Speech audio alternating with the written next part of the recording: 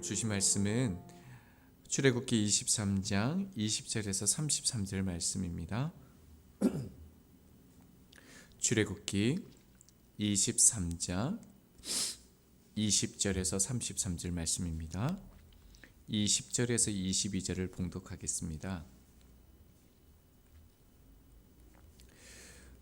내가 내 사자를 내 앞에 보내어 길에서 너를 보호하여 너를 내가 예배한 곳에 이르게 하리니 너희는 삼가 그의 목소리를 청종하고 그를 노엽게 하지 말라. 그가 너희의 허물을 용서하지 아니할 것은 내 이름이 그에게 있음이니라. 네가 그의 목소리를 잘 청종하고 내 말대로 행하면 내가 내 원수에게 원수가 되고 내 대적에게 대적이 될지라. 아멘. 지난번에 출애굽기 말씀을 통해서 하나님께서 그들을 출애굽하게 하셨고 석 달 약 50일째 되는 날에 하나님께서 이스라엘 백성들과 언약을 체결하는 부분을 우리가 살펴보았습니다. 오늘 출애굽기 23장은 마지막 하나님과 그의 백성들이 언약을 체결하는 부분입니다.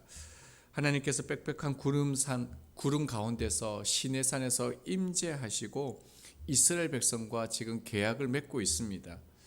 하나님께서는 그 이스라엘 백성들과 그 피조물이 되어지는 거죠. 언약을 맺습니다. 너희가 내 백성이 되어지고 내가 너희의 하나님이 된다라고 말씀합니다. 이 놀라운 은혜를 이스라엘 백성들이 받게 되어집니다. 그리고 난 후 하나님께서 그들 가운데 반복적으로 말씀하시는 한 가지가 있습니다. 너희들이 내 백성이 될 때 반드시 이것을 유의하여 지키라 라고 말씀하고 있습니다. 한번 살펴보겠습니다. 자, 20절 보겠습니다. 내가 내 사자를 내 앞서 보내어 길에서 너를 보호하여 너를 내가 예배한 곳에 이르게 하리니, 여기에서 또 우리가 익숙한 단어가 하나 나옵니다. 사자라는 단어이죠. 하나님께서 모세에게 광야 가운데서 처음 그를 부르셨을 때 이 사자가 나타납니다. 말라카라는 단어이죠. 그리고 홍해 앞에서 하나님의 사자가 그들을 이끄셨던 것을 우리가 보았습니다. 그리고 또 오늘 말씀하시는 건 뭐냐면 그 사자가 너희들을 보호한다라고 얘기하고 있습니다. 이 사자가 누구인지는 여러 가지 논란이 있긴 합니다. 천사로 보기도 하고요, 제사장으로 보기도 하고 교사로 보기도 합니다. 분명한 것은 이 사자가 그 이스라엘 백성들을 이끌어서 가나안 땅으로 인도할 것이라는 것입니다. 실제로 23절을 보면요, 내 사자가 가나안 족속을 멸절할 것이다 라고 말씀하고 있습니다. 이스라엘 백성들은 이제껏 한 번도 가보지 않는 그 땅으로 나가게 되어집니다. 여전히 그 길에는 위험이 있습니다. 험난함이 있고요, 또 광야입니다. 그러나 하나님은 그들을 보호하시고 인도하시겠다라고 약속을 하십니다. 이스라엘 백성들이 하나님 앞에 무엇을 했기 때문입니까? 하나님 앞에 어떤 하나님께서 말씀하신 그 언약을 지켰기 때문입니까? 그렇지 않습니다. 하나님께서 일방적으로 너희를 도와주시고 말라크 사자를 보내어서 너희의 길을 인도해 주신다라고 말씀합니다. 하나님의 은혜이지요. 그러면서 21절을 보면 너희들은 그러하기 때문에 전적으로 이 하나님의 사자를 신뢰하라라고 얘기하고 있습니다. 왜냐하면 이 사자는 하나님의 임재의 대행자이기 때문입니다. 그의 말에 순종함으로 백성들은 따라야 합니다. 심지어 하나님께서 뭐라 말씀하시냐면 노엽게 하지 말라라고 얘기합니다. 노엽게 하지 말라라는 것은 그의 뜻을 거스르지 말라라고 하나님 말씀하십니다. 왜 그럴까요? 하나님을 위한 겁니까? 아니요, 전적으로 이스라엘 백성들을 위한 것입니다. 실제로 이스라엘 백성들은 이 하나님의 강조, 하나님의 말씀, 언약의 백성으로서 어떻게 살아야 될 것을 들었음에도 불구하고 하나님의 뜻을 거역하여서 여호수아와 갈렙을 제외한 모든 사람들이 광야에서 죽게 되었습니다. 하나님의 말씀을 들었고 언약이 체결되었음에도 불구하고 그 하나님의 약속의 땅에 들어가지 못하게 됩니다. 하나님의 뜻을 준행하기 위해서는 오늘 우리 가운데 가르쳐 주는 것이 있습니다. 그것은 청종이란 단어입니다. 하나님의 말씀을 우리가 청종해야 된다라고 얘기합니다. 그런데 이 청종이란 단어는요, 단순히 귀로 듣는 것에 그치는 것을 말하는 것을 말하지 않습니다. 온 마음을 다해서 하나님의 뜻을 살피는 것, 그리고 내게 주신 그 말씀을 온 인격으로 수용하고요, 그뿐만 아니라 순종하고 그것을 행하는 행위까지 포함하는 단어가 뭐냐면 이 청종이라는 단어입니다. 청종하게 되면 이런 삶이 되죠. 나의 마음이 하나님의 마음이 됩니다. 그리고 내 뜻이 하나님의 뜻이 되어집니다. 자, 이런 청종이 내 삶에 있으면 어떤 일이 일어나겠습니까? 요한복음 15장 7절입니다. 너희가 내 안에 거하고 내 말이 너희 안에 거하면 무엇이든지 원하는 대로 구하라. 그리하면 이루리라. 이러한 일이 일어난다는 겁니다. 이 말씀을 오늘 22절은 하나님께서 이렇게 말씀해 주십니다. 내가 너희의 원수를 나의 원수로 여기겠다는 겁니다. 너희의 대적을 나의 대적으로 여기겠다는 겁니다. 하나님이 내 편이 되어 주신다는 것입니다. 하나님이 내 편이 되어 주시는데 세상에 두려워할 것이 있겠습니까? 그런 삶을 살아가게 하시겠다는 것입니다. 그러면서 하나님께서 이제 그들 가운데 반드시 너희들이 지켜야 할 것, 그리고 너희들이 이러한 관계를 무너뜨리는 것이 무엇인지를 말씀해 주십니다. 그것은 뭐냐면 우상입니다.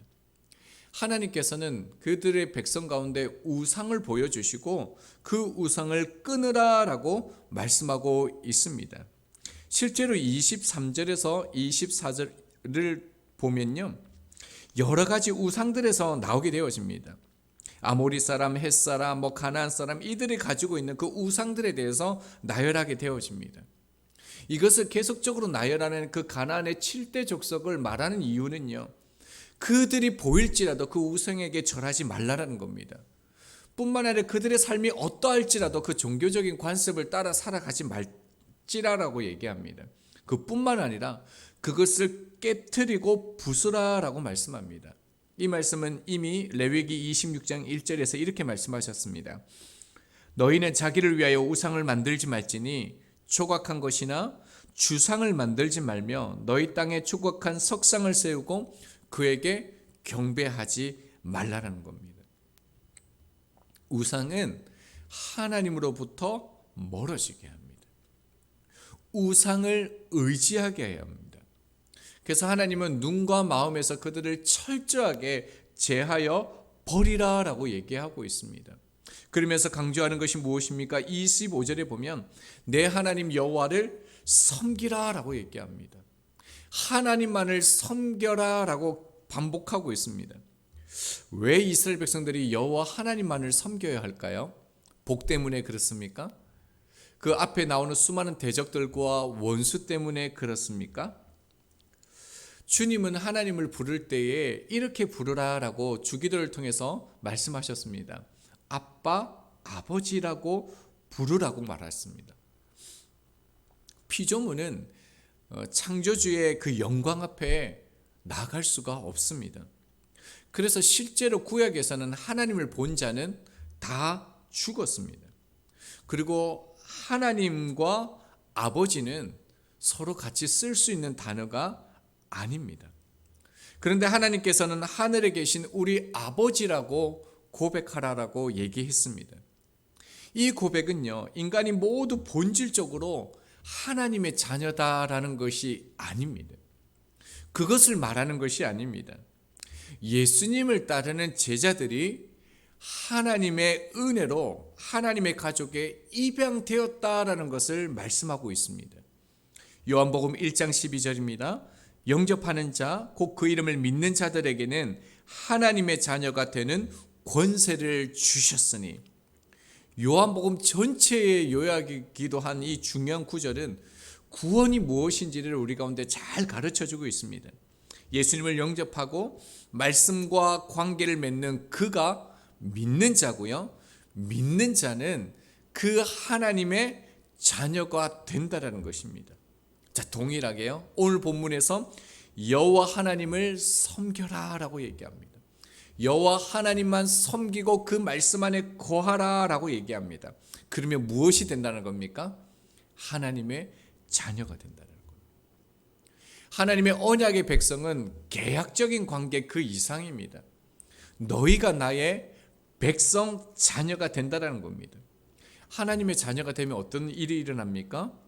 당연히 부모는 자녀를 지키고 보호합니다. 어떠한 경우에도 자녀를 버리지 않습니다. 하나님께서 너희들을 돌보아 주시겠다. 너희를 지키고 보호해 주겠다. 그래서 어떻게 합니까? 복을 내려서 양식과 물을 주고 너희 가운데 질병을 없애주겠다. 고쳐주겠다. 그리고 이 땅에 살 동안 풍성한 복을 약속해 주십니다. 그러면서 26절, 27절에 보면 계속 복을 얘기하고 있습니다. 이 복은 신명기 28장에서 나열한 그 복을 다시 하나님께서 말씀하시는 겁니다. 특별히 26절은 무엇입니까? 자손의 복, 생명의 복이죠. 생육과 번성의 축복을 주신다라고 얘기합니다. 그리고 27절은요, 지키고 보호하심입니다. 어떠한 경우에도 내 자녀, 내 백성을 실어버리지 아니하고 지켜주겠다는 겁니다. 심지어 세상 앞에서 그 원수들 앞에서 대적 앞에서 내 위엄으로 너희들 앞에 행할 것이다 라고 얘기합니다. 그러니까 가나안의 7족속들이 너희의 이름만 들어도 두려워 떨 것이라는 겁니다. 그리고 실제로 이 일이 일어납니다. 민수기 22장 3절을 보면요, 모압이 심히 두려워하였다라고 얘기합니다. 그래서 번민했다라는 거예요.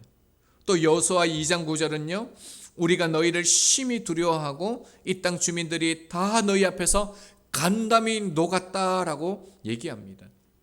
가나안의 모든 그 강력한 7대 그 모든 족속들이요, 이스라엘 백성들에게 등을 보이고 다 떠나가게 된다는 겁니다. 두려워 도망하게 되어진다는 것입니다. 왜 그렇습니까? 하나님 때문입니다.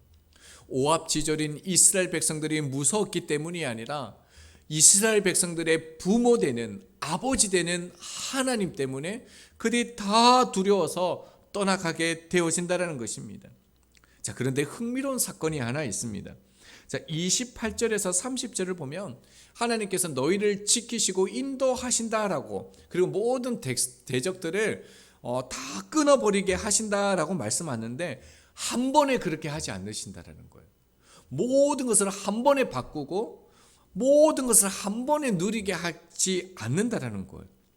그 가나안의 정복이 순차적으로 조금씩 진행되어진다는 것을 말합니다. 그 이유를 설명하고 있죠.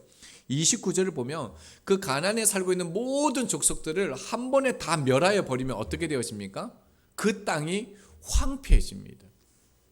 그래서 들짐승이 살게 돼서 사람이 살 수 없는 땅으로 바뀌어지기 때문에 하나님께서는 그 가나안 족속들을 조금씩 끊어낼 것을 말씀하고 있습니다. 그리고 또 한 가지 숨겨진 하나님의 의도가 있습니다. 그것은 뭐냐면 일부러 가나안 족속을 남겨놓아서요, 그들이 정말로 하나님을 아버지로 여기는지 우상을 숭배하지 않고 오직 여호와만 섬기는 것을 시험하기 위함이라는 겁니다. 사사기 2장 22절입니다. 이는 이스라엘이 그들의 조상들이 지킨 것 같이 나 여호와의 도를 지켜 행하나 아니하나 그들을 시험하려 함이라 하시니라. 이것은 당신의 자녀들을 넘어뜨리기 위함이 아닙니다. 하나님은 당신의 백성들을 세워가기 위한, 그 자녀들을 온전히 하기 위한 그 배려임을 볼 수가 있습니다.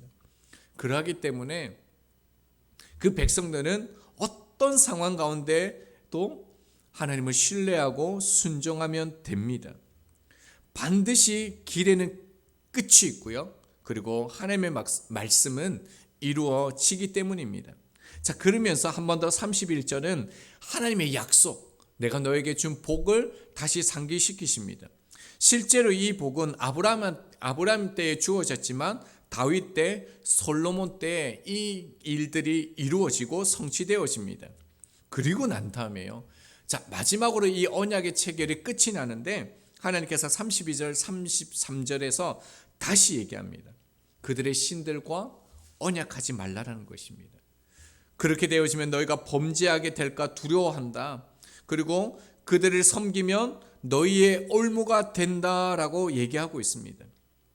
본문은 우리가 신앙생활을 하면서 해야 될 일이 있는데 쫓아내는 겁니다.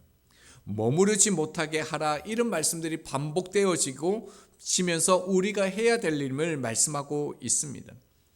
우리 안에 세상적인 그 기준, 가치가 들어오게 되어지면 반드시 우상을 섬기게 되어집니다. 특별히 여기에 올무라고 쓰여진 단어는요, 짐승을 잡는 덫을 얘기합니다. 올무와 덫의 특징이 있습니다. 쉽게 발견되지 않습니다. 그리고 올무와 덫 앞에는 반드시 좋은 미끼가 있습니다. 창세기 3장 6절입니다. 여자가 그 나무를 본즉 먹음직하고 보암직도 하고 지혜롭게 할 만큼 탐스럽기도 한 나무. 올무와 덫 앞에는 반드시 이런 미끼가 있습니다. 올무와 덫이 왜 무섭습니까? 쉽게 발견되지 않습니다. 그리고요, 올무와 덫은 절대로 스스로 빠져나올 수 없기 때문입니다. 이제 말씀을 좀 정리해 보겠습니다. 오늘 본문은 굉장히 놀라운 그 말씀입니다. 이스라엘 백성과 하나님께서 언약을 체결하시는 하나님의 약속이 담겨져 있는 말씀입니다. 그리고 20절로 너를 내가 예비한 곳에 이르게 하겠다, 하나님께서 약속해 주신다는 겁니다. 자, 이런 놀라운 하나님의 그 임재 가운데, 구름 가운데서 하나님의 영광이 나타나면서 친히 살아계신 하나님께서 이스라엘 백성들과 언약의 관계를 맺었습니다. 자, 그렇다면요, 이스라엘 백성들이 이 하나님의 말씀을 청종하고 따랐겠습니까?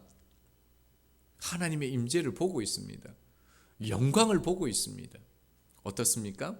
우리가 잘 아는 것처럼 그들은 원하는 일이 기대와 다르게 진행될 때 원망하고요, 실제로 우상을 섬겼습니다. 심지어 얼마 가지 않아서 또 범죄를 저지르는 것이 이스라엘 백성이었습니다. 근본적인 이유는 하나님의 주인 되심, 역사의 주관자 되신 그 하나님을 인정하지 않았기 때문입니다. 하나님을 나의 아버지로 모시지 않았기 때문입니다. 그래서 그들은 젖과 꿀이 흐르는 그 비옥한 땅을 10하루길이면 갈 수 있었지만 40년이 걸려서 들어갔을 뿐만 아니라 그들은 들어가지 못했고 모든 후손들만 들어가는 그런 일들이 일어났습니다. 하나님께서 이 백성들만 인도하십니까? 그렇지 않지요. 저희와 저희의 가정, 교회를 인도하십니다. 그러나 우리가 생각하는 것과 다른 상황이 나타날 수밖에 없습니다. 우리가 바라는 그 길로 하나님은 인도하지 않습니다. 하나님은 내 방식이 아니라 하나님의 방식, 하나님의 말씀으로 우리를 인도하시기 때문입니다. 1986년도에 노벨 문화 수상 작가였던 엘리 위젤이라는 사람이 있습니다. 그 독일의 그 대학살 가운데서 생존한 한 사람이었습니다. 이분의 책에 이런 내용이 있습니다. 그가 자기의 목전에서 자기의 아버지, 어머니, 누이가 죽어가는 것을 지켜보아야만 했다라고 합니다. 그러나 자기 가족의 죽음 이상으로 그의 내리에서 치워지지 않는 한 가지 사건을 회고하면서 기록했습니다. 그것은 불과 13살 정도 된 한 소년이 옥에서 탈출을 시도했다는 이유 하나로 수많은 사람들이 모여 있는 곳에서 교수대에 목이 매달려 죽임을 당하는 그 장면을 지켜본 것입니다. 그 소년은 목이 졸린 채로 허공에 매달려 몸부림치고 피를 흘리면서 서서히 죽어갔습니다. 그리고 엘리 위젤은 이 소년을 보면서 그 가슴 속으로 피눈물이 나는 외마디 절규를 토했다고 합니다. 하나님, 당신은 어디에 계십니까? 하나님, 도대체 어디에 계십니까? 그때 그는 자기 안에서 들려오는 한 소리를 듣게 되어집니다. 난 저 소년과 함께 교수대에 매달려 있단다. 우리는 내가 원하는 상황이 아니더라도 어떤 상황에 부딪혀더라도 하나님이 날 위해 일하고 계시다라는 것을 믿어야 합니다. 왜냐하면 이 길은 저희 홀로 걷는 길이 아니기 때문에 그렇습니다. 주님께서 이 좁은 길에서 우리를 보호해 주시고 목적지인 영원한 하나님의 나라로 함께 동행해 주십니다. 때론 보이지 않는 상황 가운데 무너질지라도, 내 믿음이 작게 보여 흔들릴지라도 중심을 보시는 주님 바라보며 주님 의지하길 원합니다. 오늘 이 하루 더더욱 세상의 그 신들과 언약을 맺지 아니하고 의지하거나 바라보지 아니하고요, 하나님의 나라를 바라보며 고대하며 그 아버지 되시는 그 하나님을 더욱더 의지하며 말씀에 청종하는 삶을 살아드리는 저희들이 되기를 소망합니다. 우리 함께 기도하도록 하겠습니다.